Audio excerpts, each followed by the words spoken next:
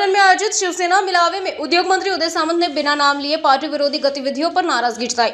उन्होंने कहा कि अगर कोई शिवसेना संगठन को कमजोर करने की कोशिश करेगा तो उसे बर्दाश्त नहीं किया जाएगा। आणि काही मतदारसंघामध्ये तर मी आणि राहुल शेवाळे मुद्दाम होऊन जाणार आहोत।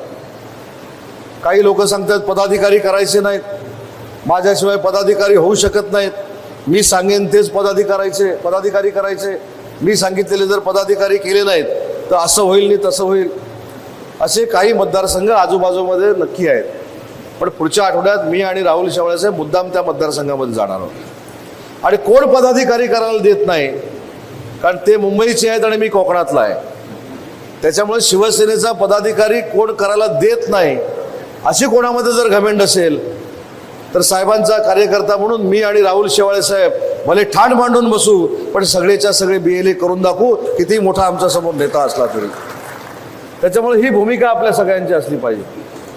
मी असं म्हणत नाही की समोरच्या पक्षाच्या लोकांबरोबर संबंध ठेवू नका, पण ते संबंध आपल्या शिवसेना पक्षाला बाधक ठरतील अशा पद्धतीचे संबंध असता कामा नयेत। मला काहीतरी मिळणार आहे म्हणून आपला पक्ष दावणीला बांधायचा हे आता पुढच्या कालावधीमध्ये शिवसेनेमध्ये चालणार नाही।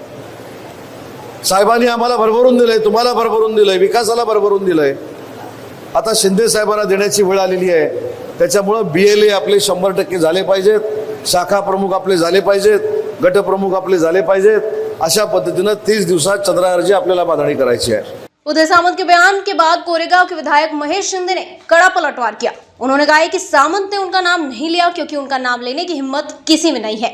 पक्षाच्या विरोधात कारवाई करणं, पक्षाच्या विरोधात काम करणाऱ्यांनी त्यांनी कारवाई केलीच पाहिजे, प्रत्येकच पक्ष करतो।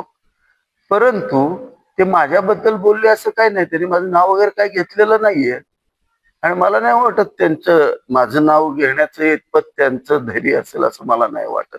कारण त्यांच्यावर एकनाथ शिंदे साहेब आहेत आणि मी काय करणार, मी हे त्यांना सांगितलं होतं, आमच्या चर्चा क्लिअर झाल्या होत्या, मी माझी भूमिका स्पष्ट करून क्लिअर करून केलेलं होतं आणि पक्षविरोधी नव्हतं, आम्ही महायुतीतच केलंय। ते त्यांनी काय सांगितलं, विरोधी पक्षाला मदत करणाऱ्या महायुतीच्या विरोधात कोण आहे,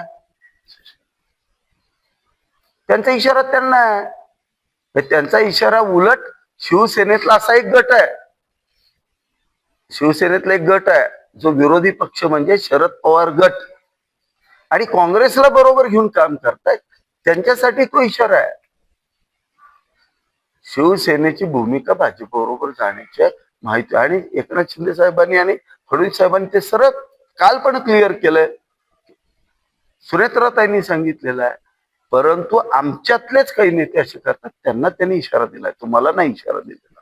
सरळ माहितीतच काम करणार आम्ही पूर्ण ताकदीनं 100% या ठिकाणी। आणि सगळ्यांनी ठरवलंय, तिन्ही नेत्यांनी सांगितलंय, खूप कडक भाषेत सांगितलंय, एकानंही चाकोरीच्या बाहेर काम करायचं नाहीये आणि निश्चित महायुती जो उमेदवार देईल तो या ठिकाणी निवडून येणार। महेश शिंदे ने दावा किया कि सातारा में शिवसेना का एक गुट विरोधी दलों की मदद कर रहा है। उन्होंने कहा कि पार्टी विरोधी गतिविधियों पर कार्रवाई होनी चाहिए, लेकिन व्यक्तिगत स्वार्थ के लिए राजनीति नहीं होनी चाहिए। इस बयानबाजी के बाद जिले की राजनीति गर्मा गई है।